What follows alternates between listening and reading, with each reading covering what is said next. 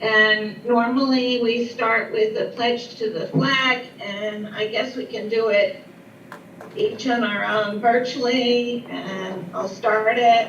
That I pledge allegiance to the flag of the United States of America, to the republic which it stands, one nation, under God, indivisible. with liberty and justice for all. Okay. That was interesting in terms of a group. Gave us a sense of what it would be like to do group speaking, or how we used to recite poetry as a group. It's not going to work too well on Zoom. Okay, so now I think I will warn the people in central office to make sure they know how to get out in case of an emergency, and don't be smoking.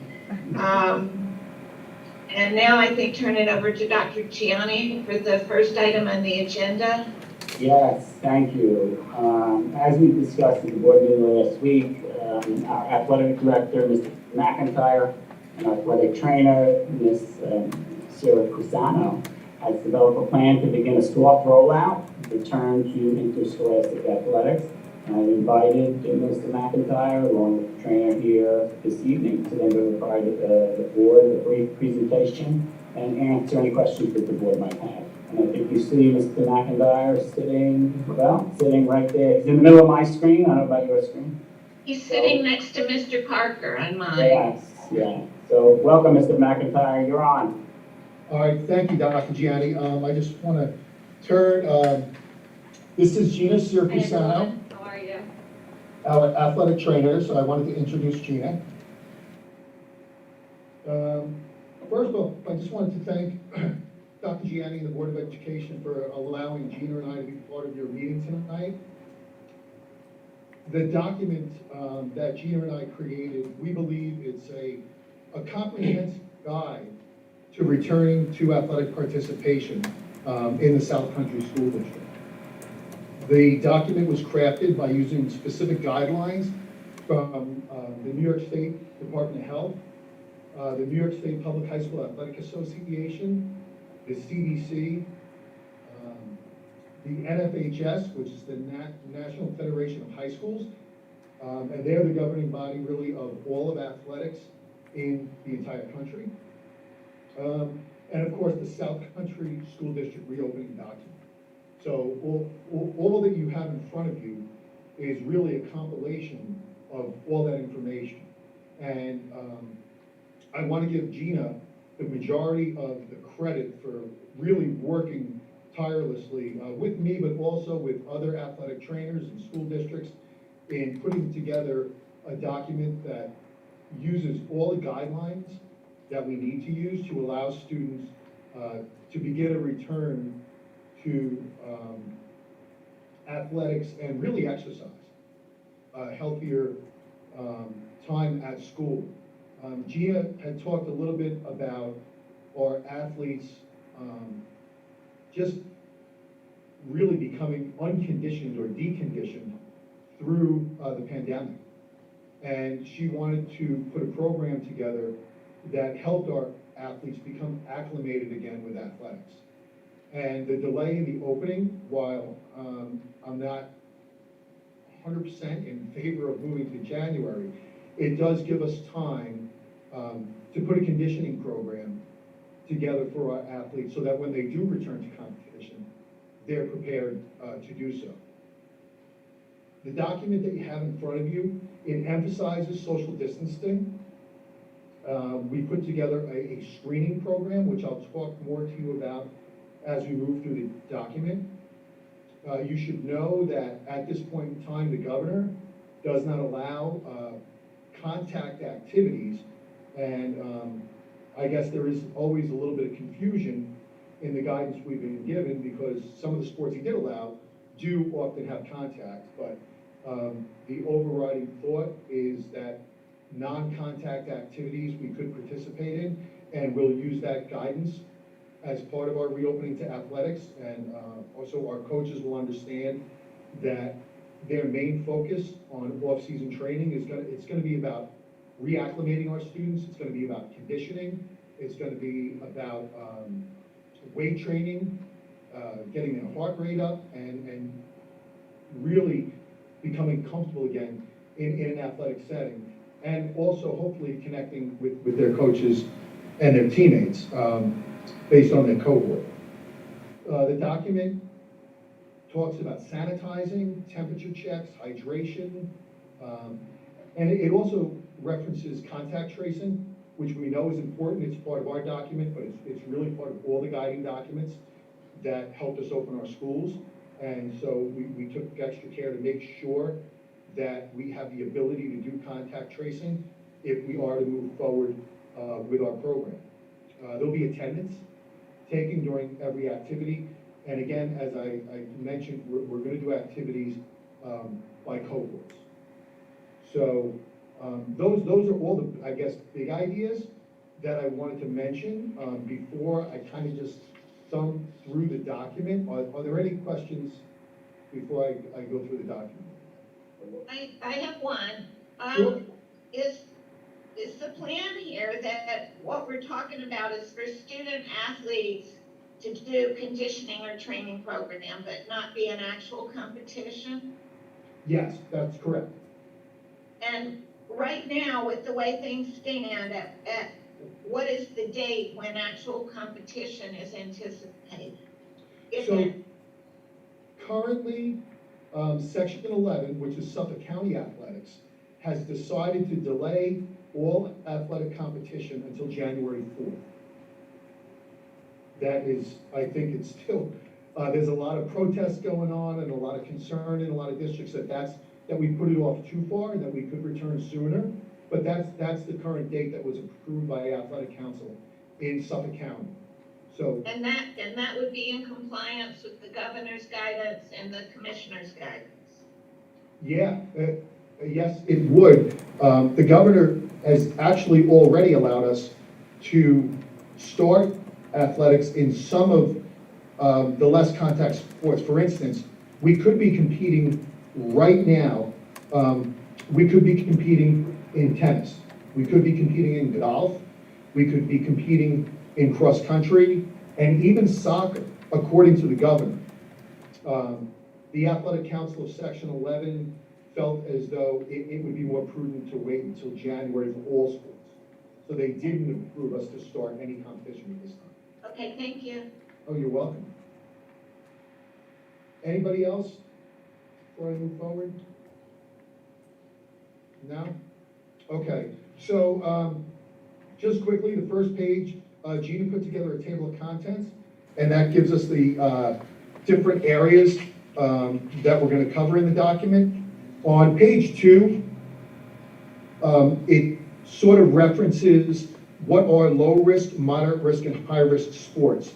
The reason that that is in there, and that sort of goes to Ms. Hayes' question, is the governor has allowed us to compete in low risk and moderate risk sports currently, as of September 21st, but is not allowing us to compete in high risk sports, but is allowing us to do some training in high risk sports. For example, wrestling, Dr. Janney and I know, is probably the most contact, direct contact. So the governor did not say that we could do live wrestling yet. But the guidance says that the wrestling coach can run a practice where there's conditioning, where there's wrestlers that are shadow wrestling, where they're doing exercises toward wrestling. But can they wrestle with a partner right now? No, they can't do that at all. It's a high-risk sport. And we tried to give some examples in this document of what practices would look like. And I guess I'll touch on it now. If the Board of Education decides that this is the direction we're going to go, then I'm going to put together a meeting with my coaching staff. And my coaching staff, we're going to go through this document very closely, and they're going to put together off-season practice plans that reflect this document and exactly what they will be doing in a practice, so that we are not opening the door for someone to say, oops, you know, Bob said we can do this, we just wanted to have a little bit of competition. it will be clear that that's not, so that will not be happening. So at this point, on page 3, our athletic trainer talked a little bit about some protocols for the athletic trainer's room and a plan for entering and exiting so that we don't have traffic going in 2 directions. Our screening process, which I will show you at the end of the document, how that works. Medical kits for coaches, which will be part of our coaches meeting. And it continues on to page 4. All of my coaches will be assigned a handheld thermometer. So every single student athlete that's participating in our program, they will be temperature checked before every off-season practice. And we'll be doing the same during the regular season in January when we get there. But we will be doing temperature checking all of our athletes before every practice. And they'll be filling out a form on their phones to let us know, just like our staff does when we come to school each day. We let the district know that we don't want to have any signs, that we're feeling okay, that we haven't been in contact with anybody with COVID. And that was specific to the guidance that we were given from the state. So Gina took that form and she actually made it into something our athletes can scan and utilize for our practices. At the bottom of page 4, we talk about the weight room. And the weight room is a significant part of off-season training for all of our teams. At this point in time, the governor said that weight rooms, our weight room, and outside health clubs could have up to a 33% capacity. So for us at the high school, that's about 25 students. The guidance for that, and you'll see that there's within this document, there's lots of hyperlinks, and each one of the hyperlinks will bring you to the New York State document where we grab the information. So in particular, the New York State Public High School Athletic Association, when they released their last guidance, they mentioned off-season workouts and weight rooms. And they said that you as an athletic director in a district have to reference the Department of Health's gym and fitness guidance. So that's what we did. So we grabbed that document, we took a look at it, and we are following the protocols for a public health club. And that's a 33% capacity. That's wiping down all equipment before and after use. That's separating our student athletes by 6 feet or more during their activities. We're limiting activities where students do not need a direct spot. So one of our safety protocols in the weight room would normally be, you always have a spotter with you. And that's somebody that can assist you in the exercise. Currently, the guidance is telling us that they want to limit that contact. So therefore, we have to craft activities, which there's plenty of, that our athletes can do safely with a reduced amount of weight, without a spotter, and they can participate without any risk of injury, without a spotter being there. So that's something that I'm going to, again, go over. Gina and I will go over with the coaching staff to help them understand. And again, all of our athletes, no matter what activity they're doing, they will hand sanitize before and after every activity. In the weight room, they will hand sanitize after every use of every piece of equipment. So they're constantly going to be hand sanitizing. Our custodial staff at the high school, they have provided us with extra hand sanitizer. They also provided wipes and paper towels, which were not in the weight room. We now have 2 different areas where we have paper towels wall mounted. We have Lysol hand wipes, and we have sanitizers. So, yeah. I have a question in regards to capacity. Can you hear me okay? Yes. So can you tell me the capacity of the weight room? If there's no, under normal circumstances? Yeah, the maximum capacity is about 75 students. About 75 people.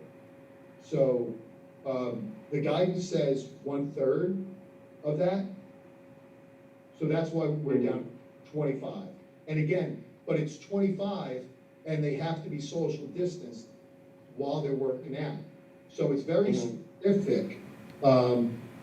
Everything that our coaches are gonna be doing is with a purpose.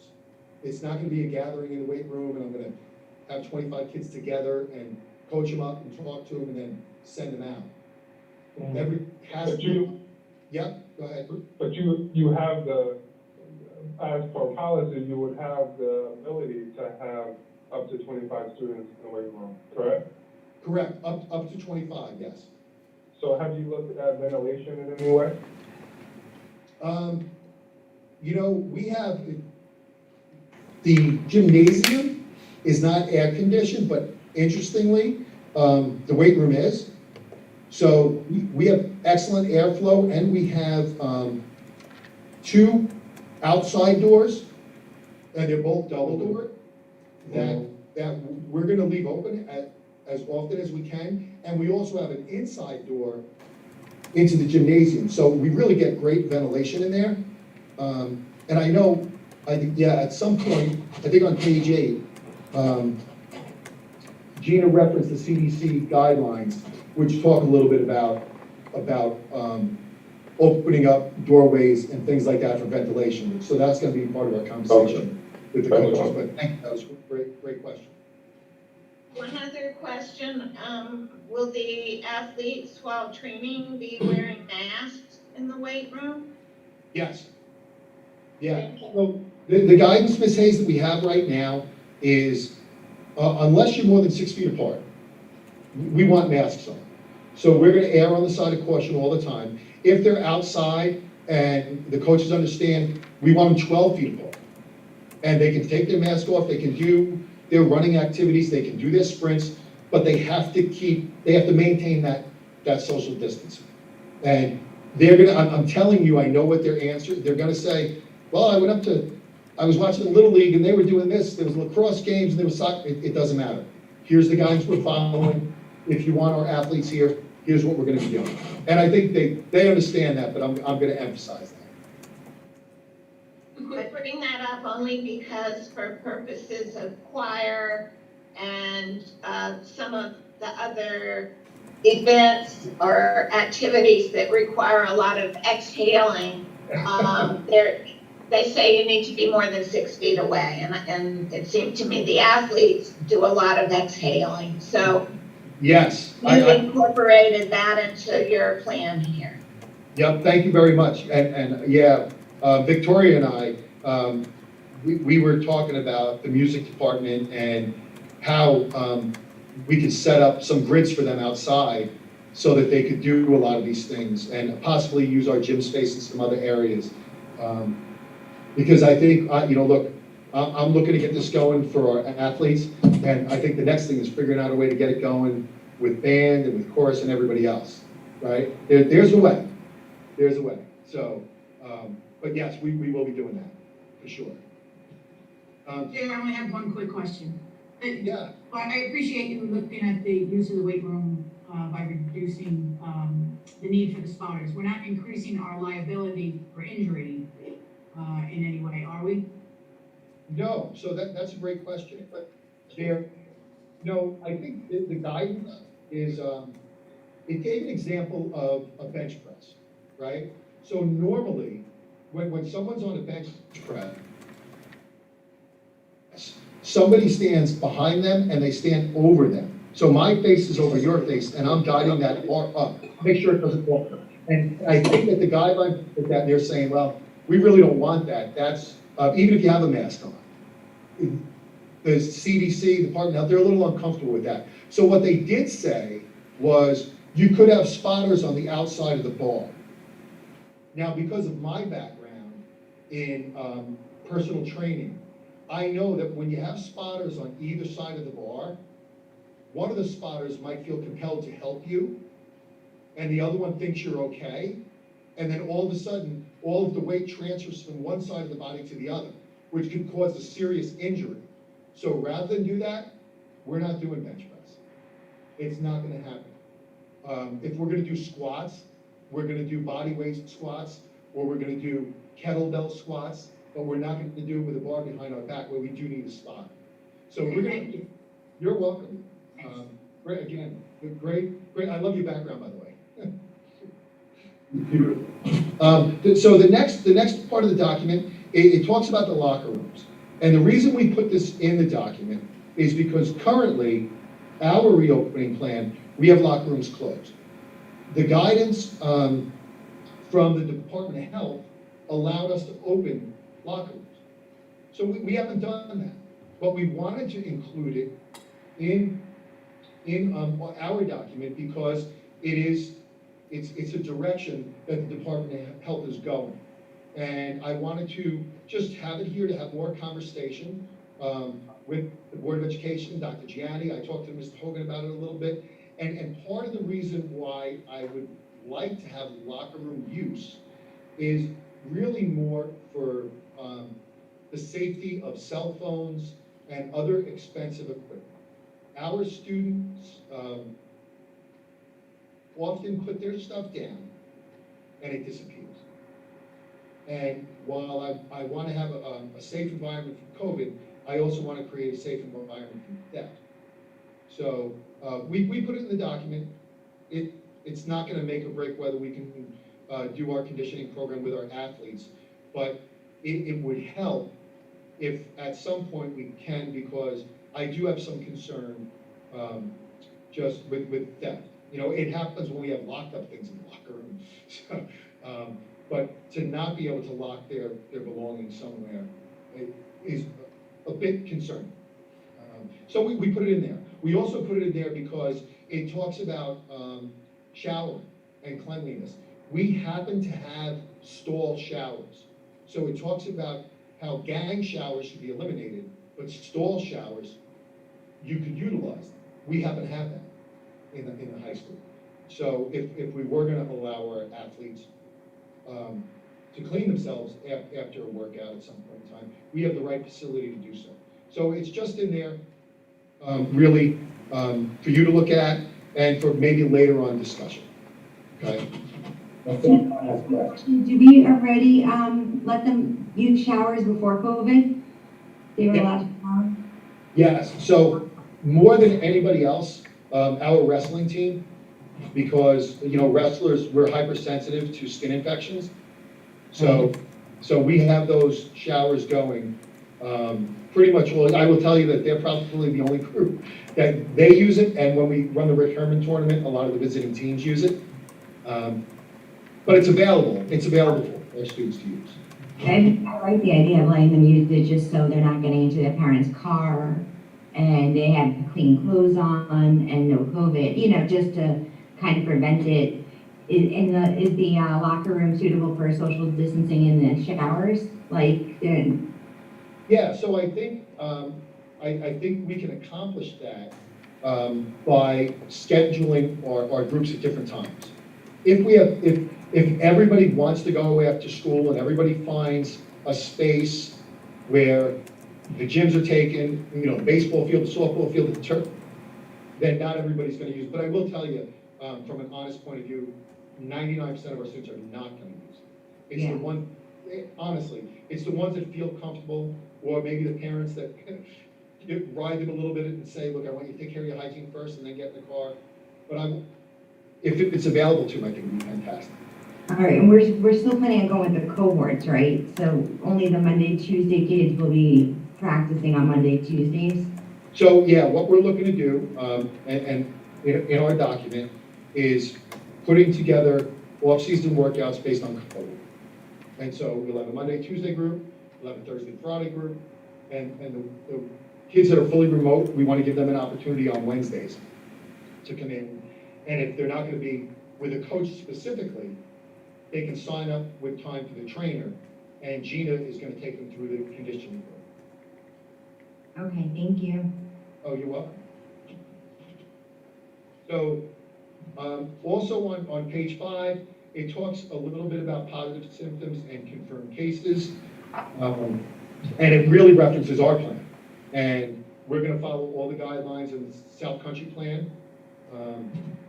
And that, I'm gonna skip for a second, all the way toward the back of the document. On page 14, if you look, it says, please scan this code and fill out the form. So on that this QR code, right? If you scan it with your phone, it brings up a document, which you could do.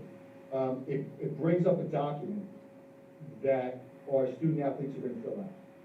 And when they fill it out, they're telling us who they are, they're telling us what activity that they are there for, and then they're going through some of the normal questions that we're asked every day regarding COVID. We added in, did they go to the locker room or the athletic trainer? Because based on their cohort, we're gonna know where they belong, right? So we're gonna know that if they were here for a basketball workout, they were meeting in the boys' gym on the west side from such and such a time. We're gonna know that information. What we're not gonna know is, did they go in the locker room or did they see the athletic trainer? So we want them to fill that out on the form. And again, if we're adding a locker room, we just need to know it so that we can add that in to our contact trace. Make sense? Yes. Now, can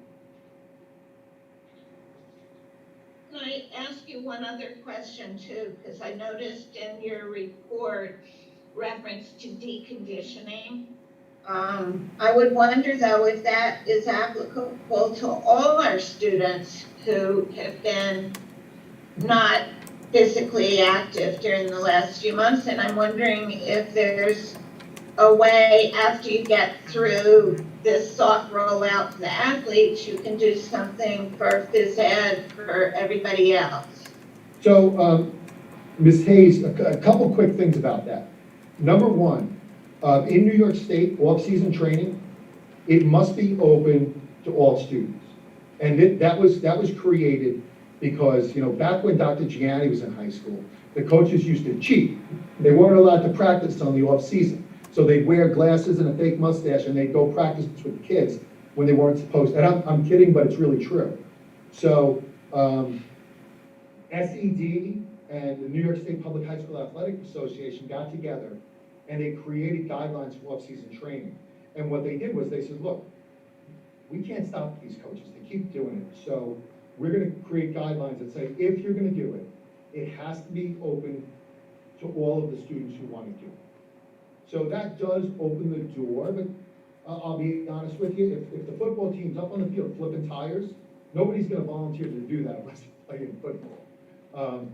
But right now, in our physical education classes, they know all these guidelines have been given to them, so they know what they can do in physical education already. And they can use the weight room as long as they follow all the protocols I put in place. They can use the track. So they're starting those activities. We did a tennis lesson. All the students sanitized their hands. The phys ed teacher sanitized the rackets and then handed them out. They keep their racket and their balls for the class. At the end of the class, the teacher collects the racket, sanitizes them again. The students all hand sanitize on their way in. And so they're really starting some of those activities. But I would love to add as much of this as possible to our program. But I think we are moving in that direction. I'm trying to move us along here because we've got a couple other things on our agenda and at least one trustee with a deadline for leaving the meeting. Sure. Can you just highlight it? Is there anything else that you need to tell us about this soft rollout that we need to know in order to approve the plan? No, so I think just that you know, it is cohort-based, right? There'll be no more than 25 students at a time together. The guidance does allow for 50 students together outside, right? But we're not there yet. We're not gonna do that based on our cohorts. We shouldn't see numbers like that at all. And we're encouraging everybody to get involved. We do have, just quickly, the schedule that's put together is a draft, and all that is really telling us is that we're creating time slots for everybody. If somebody took the turf field on Monday at that 2:30 to 3:30 time slot, they're not gonna get it on Tuesday. That's gonna go to another group, and we're gonna rotate through it. I just have a question about that. So if a child's doing multiple sports throughout the year, are they gonna be able to pick and choose what they wanna do? How is that gonna work? So my son's in 3 sports. What if he wants to do weightlifting for football, and then I see a lacrosse practice, and now we're running this all on the same time? Are kids gonna be able to choose what they wanna do? Yes, so, look, part of the conversation with my coaches is really gonna focus on that if never before, this is the most important time in the world to be kid-centered, right? The SEL part of this, the social emotional part of this is bigger than the sport itself. So we want to reacclimate our kids, we want to get them active. And I don't want my coaches to care. If I'm running lacrosse and you're not with me, you're not gonna get slighted because you're over there lifting with the football team, or you're doing basketball drills. That's not gonna happen. And all of my coaches, I think, clearly understand that, and they know where I'm coming from on that. I mean, I won't allow that. And if students say, this is off-season work. I wanna go here today, I wanna go there tomorrow. Maybe the students are going there because a group of their friends are going. Not necessarily because they wanna do that sport that day. I'm okay with that. This is why it's in place. We wanna get them going, and we want our multi-sport athletes. And that's something that Dr. Gianni and I talk about a lot. And as a parent, the pressures. If you're playing lacrosse, we're going all year. If you're wrestling, we want you going all year, and we lose some great athletes that way.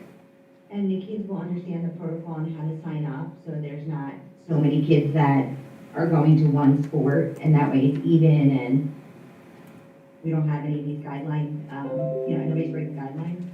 Yeah, we'll take care of that. That's why Mr. Hogan and I met today, and we talked about, we were meeting with the board tonight, and that I would like to get started on October 5th, and Mr. Hogan said, October 5th, it might not be enough time to really get our coaches in touch with all of our athletes, so maybe we'll roll it out the following week.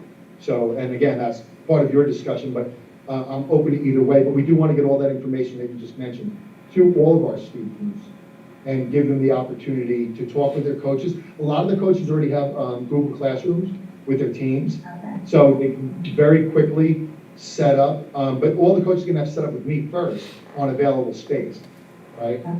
So I'll meet with the coaches, and then they'll start breakout meetings with our athletes. Thank you. You're welcome. I have a question. Sure. You talked about, a second plan to this one, if the board approves this plan, or this sort of rollout. Can we see that final product? Say it again? You talked about, having a more refined plan of specific protocols and procedures if the board adopts the software plan presented tonight. I just wanted to know if we could see that final product. No, I don't think that Mr. McIntyre said that, Mr. Trent. This is the plan. What will be refined is the schedule, in terms of what's going to happen. So all he prepared for you was a tentative schedule of what it might look like, but the protocols will not change. Okay. Yeah. Just to clarify, this plan right now is only for conditioning and training. It has nothing to do with competition.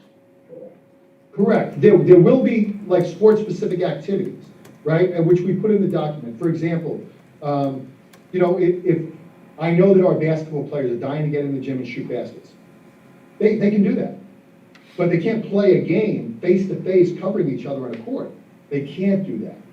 But they can do shooting drills. They can do dribbling drills. They can even do passing drills so long as everybody hand sanitized, we sanitize the ball, but they can't have competition. They just can't. And Ms. Hayes, really, the governor has not allowed it. So even though kids outside of school might be doing it, the governor hasn't allowed us to do it. So we won't be doing it. Thank you. All right, thank you so much for your time tonight, I appreciate it. Okay, and so trustees, along with the soft rollout, we would also like to begin rolling out our in-person after-school clubs and extra help for students. It just makes sense to do it at the same time. There's a slot in between the regular school day and the athletics that is perfect for it. Clubs and extra help will follow the same guidance that appears in our reopening plan that you already have approved. So no formal plans drafted.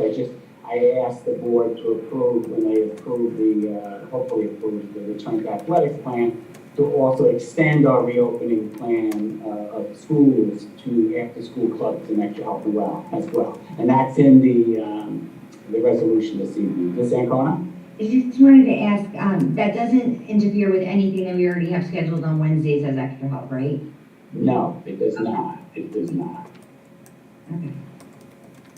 So I think, do you want me to read the resolution, Ms. Hayes, so you can put a motion on the table? Yes, thank you. Okay, so, the board hereby approves the return to athletics plan and extends the reopening of schools plan to after-school extra help and clubs.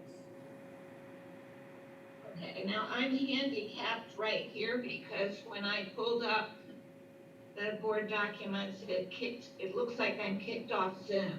Oh, Do I look, You're there.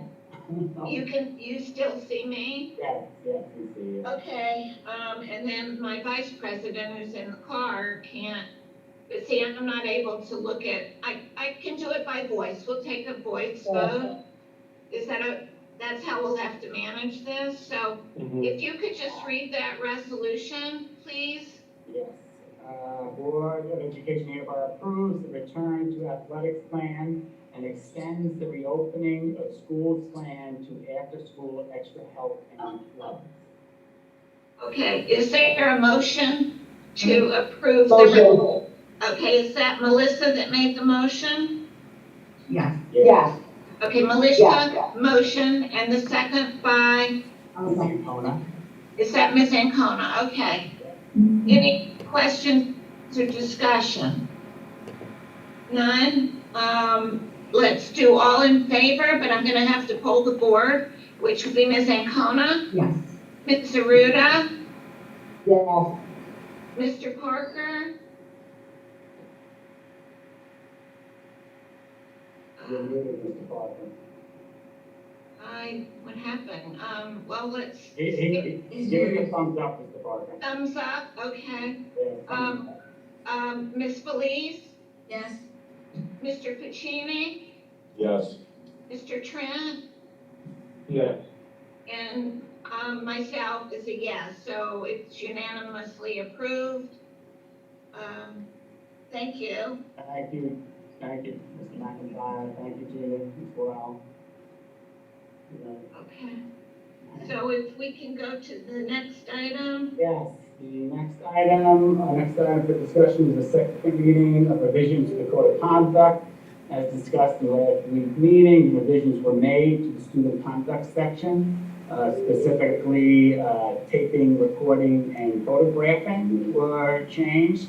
There were no other changes that were made to the parent section. I offer this for the board's review and action. Okay, so the first thing I'm going to do is take a motion, get it seconded, and then if there's any discussion, we'll have that. Do I have a, Madam President, yes? I wasn't quite clear on what he said. There was a lot of mumbling in the background there. Can we just have that read one more time? Okay, the recommendation of administration is to approve the attached revision to the Code of Conduct. And that was the one that we reviewed last week at our meeting. They made some changes that, they were minor changes, just to clarify a little bit. So what I was saying is I will take a motion and a second and then it open up for discussion if there is any. So do I have someone who would make the motion? to approve. Ms. Felice made the motion. Ms. Felice made the motion. Is it seconded? I'll second it. That was Ms. Ancona. Okay, any discussion about this? I don't hear anybody, and I assume there are no hands raised to ask a question? Nope. Okay. All right, so all in favor of approving the revision to the code of conduct? Again, we will do it verbally. Ms. Ancona? Yeah. Ms. Aruda? Yeah. Ms. Felice? Yes. Mr. Parker? Yes? Mr. Pacini? Yes. Mr. Trent? Yes. And I'm voting yes as well, so that is unanimously approved. Thank you. You have one more item. And our final item, administration recommends approval for personnel changes reflected in Schedule H8-1. Okay, now, is there a motion to approve, I'm sorry, motion to approve item H8-1. H8-1? Okay. Is there a motion by anyone to approve that?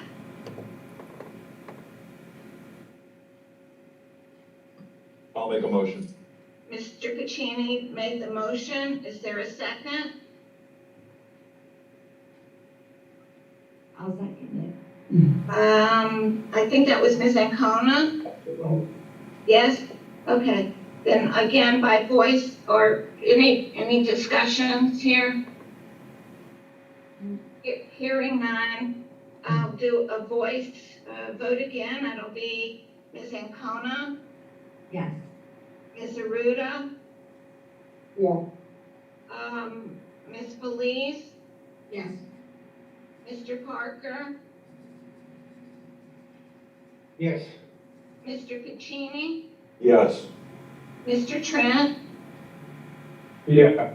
and I am voting yes, so that's unanimously approved. So please join me in welcoming Ms. Elizabeth Doyle to the South Country family. Ms. Doyle has just been appointed by the board to the position of Assistant Superintendent of Curriculum, Instruction, and Accountability. Ms. Doyle comes to us from East Hampton Schools, where she is currently serving as an elementary principal, and she will begin here in the district on Monday, November 2nd. Congratulations and welcome, Ms. Doyle. Congratulations.